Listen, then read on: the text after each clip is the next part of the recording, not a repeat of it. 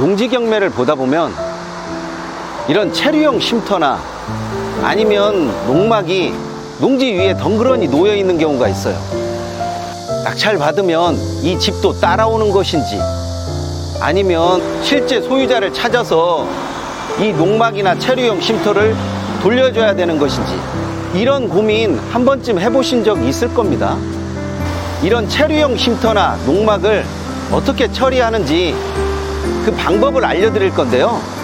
우선은 이 체류형 쉼터나 농막이 거주할 수 있는 집이 아니라는 것을 꼭 좀 알아두셨으면 합니다. 농막이나 체류형 쉼터는 건축물 대장이 없는 임시 가설물입니다. 온전한 건축물이 아니라는 이야기죠. 농지법상 10평을 넘을 수가 없는데 농지 위에 세워져 있으니까 농사를 지어야 할 의무도 함께 있는 거죠. 주거를 목적으로 하는 건물이 아니다 보니까 전입신고도 할 수 없습니다. 그런데 외형상으로는 집의 모습을 하고 있으니까 헷갈리기는 하죠. 경매에 등장했다는 것은 소유자를 찾기가 힘들다라는 이야기가 돼요. 그만큼 경매에서는 애물단지가 될 수도 있다라는 이야기죠. 주거용이 아니고 농기구 보관 창고, 작업 대기실, 일종의 휴식 공간 용도로 사용이 가능합니다. 숙박이 가능하다고는 하지만 여기서 거주를 할 수 있겠구나, 그렇게 생각할 수 있는 것은 아니고요. 하루나 이틀 그냥 잠시 머물다가 가는 것이지 계속적인 생활을 영유할 수 있는 그런 것은 아닙니다. 따라서 법원 감정사에도 건축물로 평가되지 않는 경우가 많고 토지의 부속물처럼 취급됩니다. 그렇기 때문에 당연히 법정 지상권은 성립되지 않습니다. 또 누구는 법정 지상권 성립 여지 있음 이렇게 나와 있으니까 건축물로 보려고 하는 사람이 있는데, 온전한 건축물이면 건축물 대장이 없겠어요? 최근 들어 체류형 쉼터에 많은 돈을 들여 집처럼 꾸며놓는 것을 보면서 정말 별장처럼 쓰려고 하는 것인가? 이런 생각도 들기는 듭니다. 요즘 유행하는 체류형 쉼터는 데크가 있는 것이 특징인데요. 가장 긴 면적에서 1.5배를 넘지 않게 되어 있습니다. 또 주차 공간도 확보해야 하죠. 체류형 쉼터나 농막은 집이 아니라 그냥 농사 짓다가 쉬는 작은 간이 휴게실 같은 거예요. 하지만 불법 개조된 경우가 많아서 낙찰 전에 반드시 확인해야 합니다. 경매가 아니라 일반 매매라면 전 소유자를 만나서 이런 농막이나 체류형 쉼터에 관한 약정을 하면 쉽게 끝이 나는 것이지만, 경매에서는 전 소유자를 찾는 과정도 힘들고요. 또 체류형 쉼터를 처리하는 과정까지 낙찰자 몫이 되니까 입찰 전부터 신중해 줄 필요는 있어요. 자, 그럼 경매에서 이런 체류형 쉼터나 농막은 어떻게 처리가 될까요? 우선 농지 소유자와 체류형 쉼터 혹은 농막 소유자가 동일할 때는 토지를 낙찰받으면 체류형 쉼터나 농막도 사실상 함께 인도받는 것이라고 생각하시면 됩니다.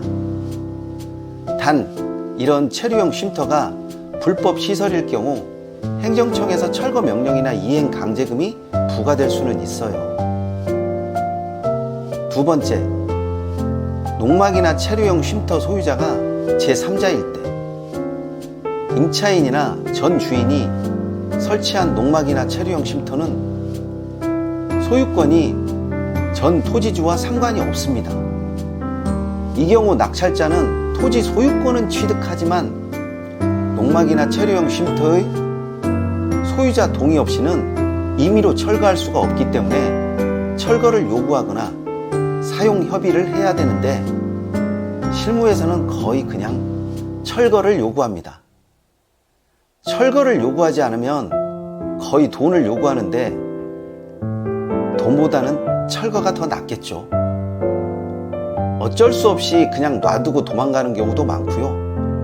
거의 무너질 것 같은 농막이나 체류형 쉼터는 낙찰자가 모두 비용을 내고 처리해야 됩니다. 또 누구는 철거 소송을 해서 승소하면 된다고 하는데 저는 이런 경우 실질적인 이익이 없는 것을 꽤 많이 보아왔거든요. 그래서 철거 소송보다는 현실적인 타협이 더 맞다고 보여집니다. 즉, 같은 사람이 소유한 농막이나 체류형 쉼터라면 소유권이 따라오지만 다른 사람이 세운 농막이라면 생각보다 골치 아픈 일이 많이 일어날 수 있습니다. 이 경우에는 철거 문제까지 미리 생각해야 하는 것이 더 낫다고 보여집니다. 실무에서는요, 체류형 쉼터나 농막이 불리해질 때가 있어요. 농지연금이나 농업경영체 등록을 준비하는 경우에는요, 합법적인 체류형 쉼터와 농막만 인정이 됩니다. 그러니까 불법으로 개조했던 체류형 쉼터나 아니면 이미 기능을 다한 농막은 심사에서 불리해질 수가 있다는 거죠. 그렇기 때문에 대부분 농지로 무엇인가를 해보려고 하면 이런 체류형 쉼터와 농막은 대부분 철거합니다. 실무에서 보여지는 체류형 쉼터와 농막은 대부분 불법 개조되어 있는데요. 불법 개조되어서 주거용으로 많이 쓰여요. 이때는 이행 강제금이 나오거나 철거 명령 같은 불이익이 있고 위험이 있습니다. 낡고 오래되어 아주 흉측한 몰골로 귀신이 나올 정도로 무섭게 변한 그런 체류형 쉼터도 굉장히 많이 있고요. 농막을 여러 개 붙여서 사실상 주거 용도로 쓰다가 버려둔 그런 집도 있어요. 이런 집 내부가 잠겨 있다고 해서 무엇인가 귀중한 것이 있다고 생각하시는 분들도 있는데, 여기는 버려진 쉼터인데요, 사람이 관리하지 않은 지 꽤 오래된 곳입니다. 여기 내부를 한번 들어가 보도록 할게요. 실제로 안에 들어가 보면요, 온갖 쓰레기만 잡다하게 쌓여 있고 대부분 사용할 수 있는 것이 하나도 없습니다. 다 버려야 할 폐기물만 쌓여 있는 경우가 대부분이죠. 버려져 있는 농막도 거의 상황은 마찬가지예요. 사람이 살지 않고 사람이 신경 쓰지 않는 곳은 어떤 형태로든 활용할 수가 없어요. 감정평가서를 반드시 확인해 보십시오. 체류형 쉼터가 제시 외 물건인지 아니면 포함돼서 감정평가가 되었는지 어떻게 평가를 반영했는지 반드시 확인해 보십시오. 이 부분은 경매에서 아주 중요합니다. 대부분의 투자자들이 이 부분을 살짝 간과하거나 나는 땅만 활용할 것이니까 굳이 저런 것은 필요가 없다, 이런 식으로 생각하시는 분들도 꽤 있더라고요. 또 체류형 쉼터에 사람이 거주 중이라고 하면, 농막인데 거의 주택처럼 쓰고 있다면 이것도 주택처럼 명도 협상이 필요합니다. 쉽게 나가겠어요? 잘 안 나가지. 그러면 당연히 당근 책임 이사비를 지급해야 되는데 비용을 또 많이 들일 수는 없잖아요. 반대로 거주 중인 분이 오히려 땅 사용료를 내서 토지주가 땅 사용료를 받기도 합니다.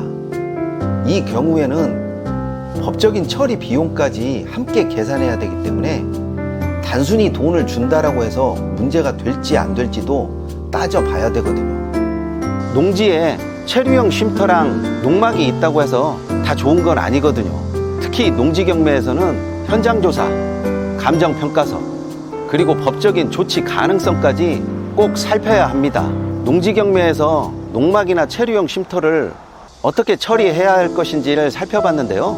핵심은 농지와 쉼터, 농막, 이것이 동일인이 만든 것인지, 또 불법적인 요소를 확인하는 것이죠. 여기에 경매라면 명도라든지 철거 가능성까지 꼭 생각해야 합니다. 농지를 낙찰할 때 덤으로 쉼터나 농막을 얻는다라고 생각하면 큰 실수를 할 때가 있거든요.